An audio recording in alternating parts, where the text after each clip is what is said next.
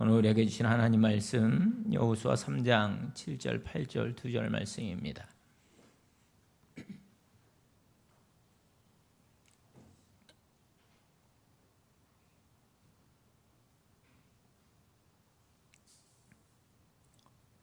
여호수아 3장 7절 8절 2절 말씀을 봉독해 드립니다. 여호와께서 여호수아에게 이르시되 내가 오늘부터 시작하여 너를 온 이스라엘의 목전에서 크게 하여 내가 모세와 함께 있었던 것 같이 너와 함께 있는 것을 그들이 알게 하리라. 너는 언약궤를 맨 제사장들에게 명령하여 이르기를 너희가 요단 물가에 이르거든 요단에 들어서라 하라. 아멘. 신구약을 통틀어서 또한 인류 역사상 물 위를 걸은 사람은 예수님과 베드로뿐이었습니다. 사람이 물 위를 걷는다는 것을 누가 상상이나 했을까요? 그것은 사물의 이치를 깨버리는 어떻게 보면 기적 중의 기적입니다. 또한 베드로가 어느 날 너무 심심해서 예수님, 우리 물 위를 걸으면서 산책 좀 하면 안 될까요? 이렇게 먼저 부탁한 그런 상황도 아니었습니다. 그러면 어떻게 해서 베드로가 물 위를 걷게 되었느냐 하면 예수님께서 먼저 물 위를 걸어오셨기 때문에 베드로가 그것을 보고 나도 걷게 해달라고 그렇게 요청을 하게 된 것입니다. 그러니까 이 얘기는 거꾸로 말하면 만약에 예수님이 이 물 위를 걸어오시지를 않았더라면 베드로는 물 위를 걷고 싶다 이런 생각했을까요? 인간의 생각으로 그거는 할 수 없는 일이다. 우리는 그렇게 생각을 하기 때문에 전혀 물 위를 걸어야 되겠다 이런 생각 하지 못했을 것입니다. 그렇다면은 걷게 해달라고 예수님께 요청도 하지 않았을 것이고, 그러니 당연히 물 위를 걷지 못했겠죠. 같은 얘기지만 사람이 말씀으로 귀신을 쫓아내고 또 병을 고치고 죽은 자를 살려낸다. 만약에 예수님이 이런 모습을 보여주시지 않았더라면 제자들이 이런 일을 행할 수 있었을까요? 누가복음에 보면 예수님께서 12제자 외에 70명의 제자를 따로 세우셨다라는 기록이 있습니다. 70명을 따로 세워서 예수님이 가시려는 동네와 또 각 지역으로 둘씩 앞서 보내셨다고 말씀합니다. 누가복음 10장 1절이에요. 그 후에 주께서 따로 70인을 세우사 친히 가시려는 각 동네와 각 지역으로 둘씩 앞서 보내시며. 그러면 그들이 할 일이 무엇이었느냐 하면 그 밑에 8절과 9절에 보면 어느 동네에 들어가든지 너희를 영접하거든 너희 앞에 차려놓은 것을 먹고 거기 있는 병자들을 고치고 또 말하기를 하나님의 나라가 너희에게 가까이 왔다 하라. 음식을 차려주면 먹고 또 거기에 있는 병자 고치고 복음 전하라는 사명이었습니다. 그런데 그들이 돌아와서 하는 말을 보세요. 여러분 17절 말씀을 보면 밑에 17절 말씀을 보면 70인이 기뻐하여 돌아와 이르되 주여 주의 이름이면 귀신들도 우리에게 항복하더이다. 여러분 예수님께서는 귀신 쫓으라고 하신 것이 아니라 병자 고치라고 했어요. 그런데 이 70명의 제자들이 병자 고치고 왔습니다 라고 보고한 것이 아니라 주의 이름이면 귀신들도 우리에게 항복합니다 라고 그렇게 이야기합니다. 그렇다면 물론 다 그런 것은 아니지만 여러분 귀신 쫓는 것과 아픈 병자들을 고치는 것과는 매우 밀접한 관계가 있음을 또 이 병의 많은 부분인 귀신짓이라는 것을 보여주고 있는 것입니다. 그러면 우리가 여기서도 생각해 보는 거죠. 70명의 제자들이 아무것도 모르고 무조건 파송된 것은 아니잖아요. 70명의 제자들은요, 보고 들었습니다. 예수님이 행하시는 것을 보았고 또 예수님께서 말씀하시는 것을 들었습니다. 만약에 이 70명의 제자들이 보고 들은 것이 없다면 사람이 귀신을 쫓아낸다는 것, 이거 상상이나 할 수 있었을까요?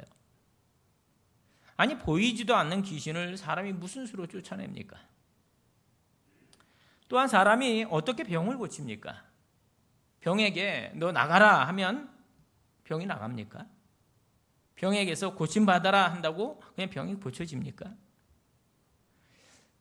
여러분, 이게 우리가 상상할 수 없는 일인데 그것을 예수님께서 오셔서 그 어려운 것을 너무나 쉽게 말씀으로 해결해 버리시니까 이 70명의 제자들도 예수님을 따라서 그런 능력을 행하고 또 천국 복음을 전파하더라는 것입니다. 그런데요, 예수님의 능력으로 무리를 걸은 베드로, 예수님의 능력으로 귀신 쫓고 병을 고쳤던 이 70명의 제자들, 그들은 예수님이 잡혀가실 때 뭐하고 있었을까요? 그들은 예수님께서 십자가에 못 박히실 때 뭐하고 있었을까요? 그들은 예수님이 부활하셨을 때 뭐하고 있었을까요? 이해할 수 없지만 이 70명의 제자들은 어디에서 뭘 했는지 흔적도 나와 있지 않습니다. 성경에 기록되어 있지 않아요. 베드로, 우리가 잘 아시다시피 예수님을 모른다고 3번이나 부인하고 얼마나 절망과 좌절, 죄책감 속에서 지내야 했습니까? 예수님이 분명 다시 살아날 것이라고 몇 번을 말씀하셨어요. 하지만 모든 제자들도 그랬고 그 물 위를 걸었던 베드로조차도 또 70명의 제자들도 예수님의 부활을 믿고 기다린 사람은 아무도 없었다는 것입니다. 그러면 베드로가 물 위를 걸었다고 베드로의 믿음이 다른 제자들보다 더 특출나게 좋아졌느냐? 그것은 아니었다는 것이죠. 여러분, 70명의 제자들도 마찬가지입니다. 예수 이름을 사용해서 귀신 쫓고 병자들을 고치는 이 예수님께서 행하신 능력을 그대로 행했어요. 그랬음에도 다른 그 어떤 사람들보다 믿음이 좋아졌느냐? 그것은 아니었다라는 겁니다. 이런 것을 보면요, 사람들의 연약함은 아무리 초자연적인 능력, 어떤 이적을 경험했을지라도 그 경험이 예수님을 향한 절대적 믿음이 되지는 못했다라는 겁니다. 자, 그렇게 본다면 출애굽한 이스라엘 백성들의 불신앙이 조금은 이해가 되기도 합니다. 그렇지 않습니까? 아니, 그런 엄청난 능력과 이적을 이스라엘 백성들이 출애굽 과정에서 경험했습니다. 그랬음에도 어떻게 저렇게 믿음이 없을 수 있을까? 그랬는데, 그렇죠?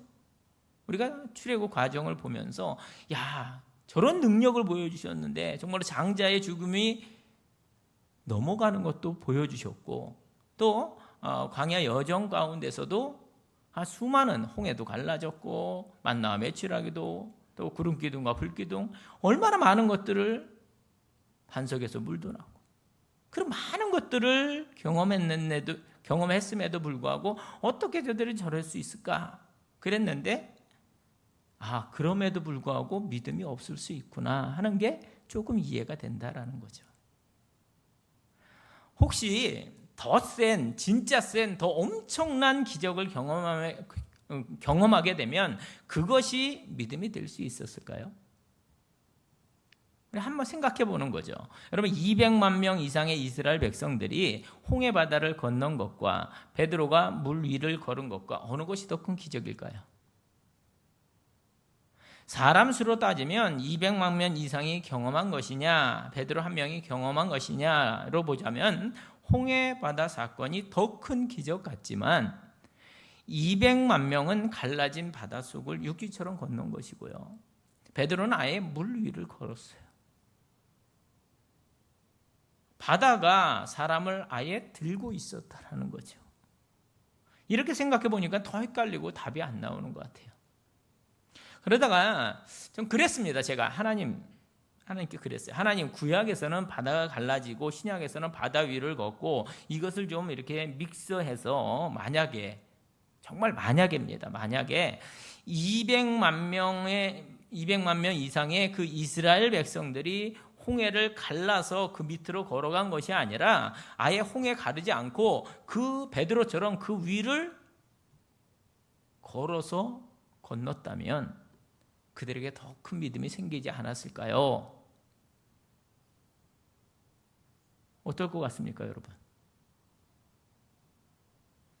그런데 제 마음에 다가오는 답은 뻔한 것이었습니다. 그들은 물 위를 건넜을지라도 그들은 여전히 불평하고 원망했을 것이다. 예수님의 제자였고 예수님과 함께 다니며 예수님과 함께 물 위를 걸은 베드로도 믿음이 안 생기는데 출애굽한 1세대들이 물 위를 걸었다고 무조건 믿음이 생긴다고 볼 수는 없는 것이죠. 이와 같이 기적은 놀라운 자기 경험을 주지만 그 경험이 결코 내 믿음은 될 수 없다라는 겁니다. 이것은 출애굽 1세대들도 그랬고 예수님 시대 이스라엘 백성들도 그랬고 베드로도 그랬고 70명의 제자들도 그랬고 오늘 우리들도 이 한계를 극복하지 못하고 있습니다. 기적을 경험한 것이 결코 내 믿음이 아니라는 거예요. 그래서 병 고침을 받았어도 그 사람이 믿음의 사람이 되느냐? 다 그런 건 아니다라는 거예요. 귀신 쫓아내주면 그 사람이 믿음의 사람이 되느냐? 그것도 아니라는 거죠. 특별한 기적을 보고 그것을 경험했다고 해서 그 사람이 믿음의 사람이 되느냐? 그것도 아니에요. 오늘날은 보세요. 오늘날은 아예 기적조차도 부정하는 그러한 시대라 사실 더 심각한 상황일지도 모르겠습니다. 그러면 어떻게 해야 믿음의 사람이 될 수 있는가? 그것은 훈련밖에 없다라는 거예요. 훈련. 여러분 신명기 8장 2절 말씀을 보면 내 하나님 여호와께서 이 40년 동안에 내게 광야길을 걷게 하신 것을 기억하라. 이는 너를 낮추시며 너를 시험하사 내 마음이 어떠한지 그 명령을 지키는지 지키지 않는지 알려 하심이라. 너를 낮추시며 말씀에 순종하는지 안 하는지 너를 시험하사 바로 겸손과 순종의 훈련입니다. 훈련. 자기를 낮추는 자, 즉 겸손한 사람이 하나님을 의지하고 하나님의 말씀에 순종합니다. 이것 때문에 40년 동안 광야길을 걷게 하셨다는 거예요. 그러니까 이 40년은 하나님이 이스라엘 백성들과 함께 동행해 주시며 그들이 정말 겸손함으로 말씀에 순종하도록 하는 훈련 시간이었던 것입니다. 그런데 이 믿음의 훈련조차도 아무나 받는 것이 아니었다라는 거예요. 민수기 14장 33절 말씀을 보면 너희의 자녀들은 너희 반역한 죄를 지고 너희의 시체가 광야에서 소멸되기까지 40년을 광야에서 방황하는 자가 되리라 이렇게 말씀합니다. 여러분 광야 40년은 출애굽 1세대들에게는 죽기 위해 죽을 차례를 기다리는 그런 시간이었습니다. 반역한 죄를 지고 너희의 시체가 광야에서 소멸되기까지. 그러니까 같은 시간대를 살았음에도 1세대들에게는 죽음을 기다리는 그런 시간이요 2세대들에게는 겸손과 또 말씀의 순종을 위해 믿음을 키워나가는 시간이었다라는 것입니다. 그렇다고 2세대들이 1세대들보다 더 특별한 기적을 경험했느냐? 그것도 아니었어요. 다만 추가된 것이 있다면 하나님의 전능하심을 경험하고도 하나님을 믿지 못하고 기도부터 하지 않고 원망, 불평하던 그 부모 세대들이 어떻게 하나님께 버림받는지 왜 그들이 죽어나가는지 그것을 2세대들이 두 눈으로 보게 되었다라는 겁니다. 여러분 장정만 60만이라고 할 때 여자들까지 포함하면 120만입니다. 아이들 빼고요. 120만 명이 38년 동안 죽는다고 한다면 평균 하루에 몇 명씩 죽었을까요? 120만 명이 38년 동안 죽었다고 하면 하루에 평균 약 90명에서 100명. 그러니까 날마다 장례예요. 날마다 부모들이 100명씩 이렇게 죽어나가는 거예요. 이게 보통 일이 아니잖아요. 그런데 여러분 죽어야 하는 사람은 죽어나가고 살아있는 사람들은 또 날마다 예배하게 하셨습니다. 매 7일마다 예배하게 하셨어요. 매월 예배하게 하셨고 또 매년 예배하게 하셨습니다. 그렇게 모든 순간 하나님을 생각하고 하나님을 만나게 하셨습니다.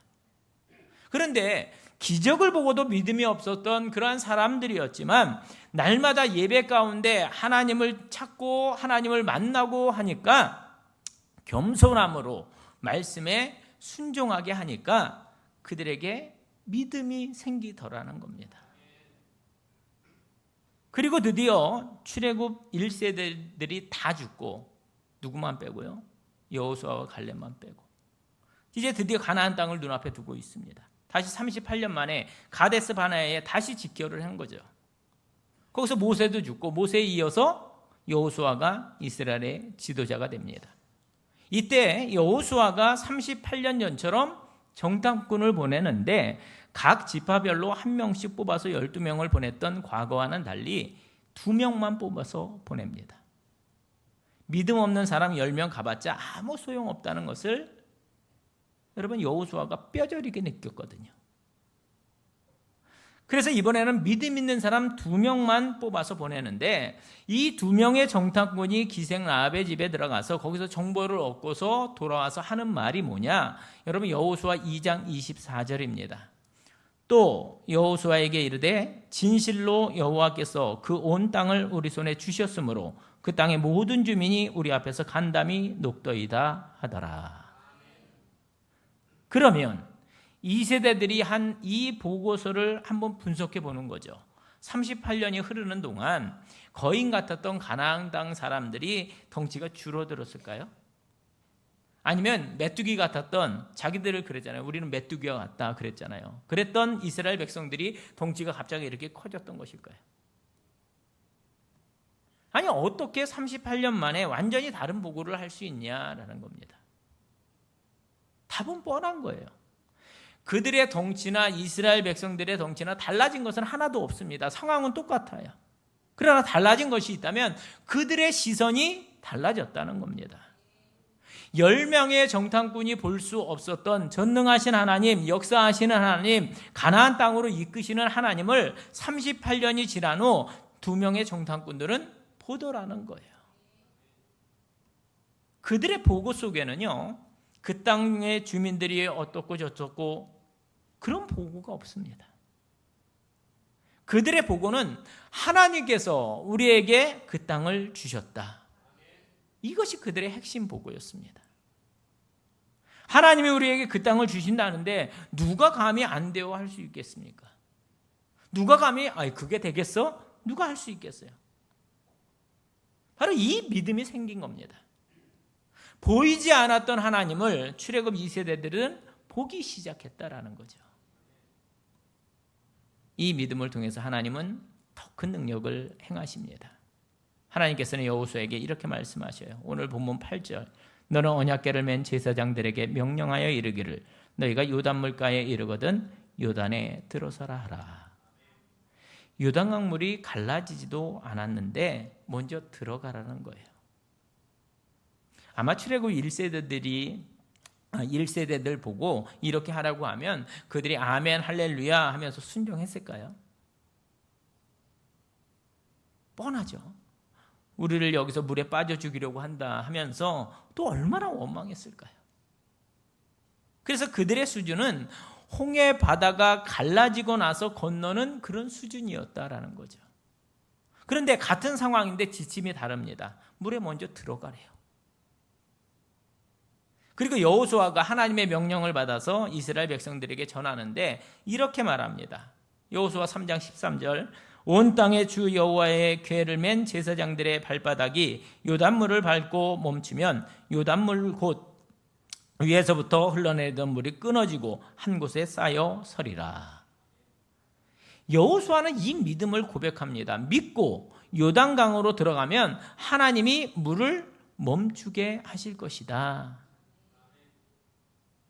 그러면 이제 순종하느냐 안 하느냐는 맨 앞에선 누구 몫이에요? 제사장들의 몫이죠. 14절입니다. 여호수아 3장 14절. 백성이 요단을 건너려고 자기들의 장막을 떠날 때 제사장들은 언약궤를 메고 백성 앞에서 나아가니라. 드디어 제사장들이 하나님의 언약궤를 메고 백성들 앞에서 나아갑니다. 15절. 요단이 곡식 거두는 시기에는 항상 언덕에 넘치더라. 이렇게 말씀합니다. 하필 그때가 곡식 거두는 시기였고 그 시기에는 요단강의 물이 항상 넘치는 그런 시기였다라는 거예요. 하나님도 참 물이 없을 때에는 건너게 하신 것이 아니라 물이 가장 많을 때, 하필 물이 넘치는 때에 건너라고 하시는 거예요. 그런데 15절 후반절 말씀, 궤를 맨 자들이 요단에 이르며 궤를 맨 제사장들의 발이 물가에 잠기자. 그러자 기적이 일어났습니다. 궤를 맨 제사장들이 요단강으로 그냥 들어가는 거예요. 갈라지지도 않은 요단강에 발을 들여놓습니다. 넘치는 요단강 물에 발을 넣고 들어갑니다. 여호수아가 먼저 앞에 서서 물을 멈춰주옵소서 기도하고 물이 멈추니까 요단강을 건넜더라, 이런 수준이 아니다라는 거예요. 그 수준은 어떤 수준이에요? 홍해바다를 건넜던 1세대들의 수준입니다. 지금 이 세대들의 수준은 요단강 물이 아무런 움직임도 없는데 딱 하나, 보이지 않았던 하나님이 보인 것입니다. 보이지 않았던 하나님의 능력이 보이는 거예요.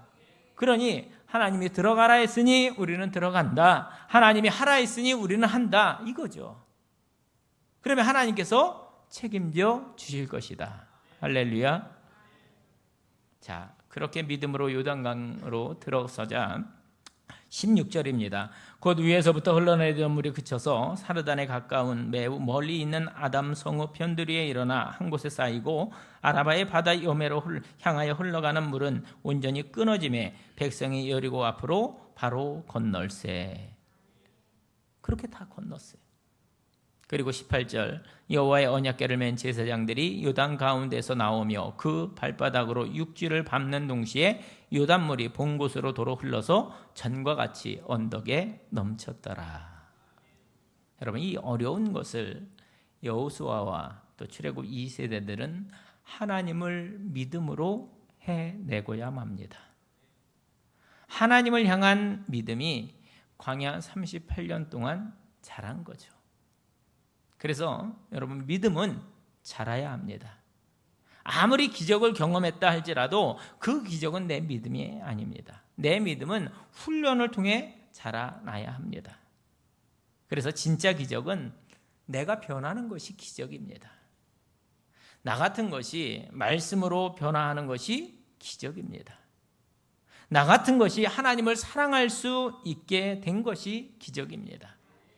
세상 사람들은, 아니 믿음 없는 사람들은 요단강이 갈라진 것이 기적이라고 말하고 베드로가 병든 자를 고치고 또 귀신을 쫓아내고 죽은 자를 살린 것이 기적이라 이렇게 말하지만, 진짜 기적은 그런 초자연적인 능력이 기적이 아니라 그런 능력 행할 믿음의 사람으로 출애굽 2세대들이 변했고 베드로가 변했다는 것, 이것이 바로 기적 중의 기적임을 믿으시기 바랍니다. 오늘 우리에게 나타나는 기적도 마찬가지입니다. 예수 이름으로 귀신이 쫓겨가고 병자가 고침받는 것은 어떻게 보면요, 이건 너무나 당연한 것입니다.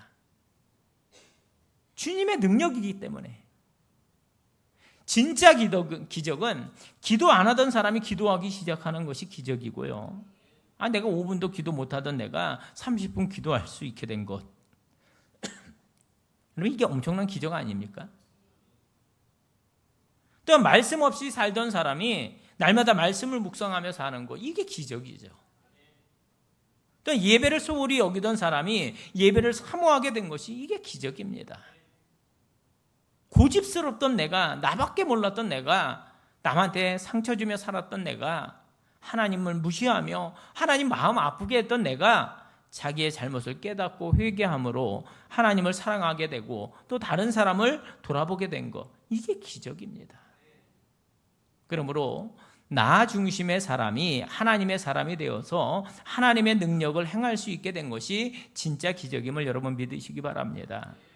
이런 기적은 하나님을 진짜로 만난 사람만, 진짜 하나님을 사랑하는 사람만 나타낼 수 있기 때문에 그렇습니다. 내가 믿음의 사람으로 변하면 하나님은 나를 통해 놀라운 기적을 행하십니다. 그러니까 내가 변하면 되는 거예요. 나만 변하면 됩니다. 이 기적만 일어나면 나머지는 주님의 능력을 내가 드러내는 것뿐입니다. 바로 저와 여러분들이 이것을 만들어내야 하는 거죠. 우리 교회가 바로 이런 기적을 만들어내는 현장이 되어야 할 줄로 믿습니다.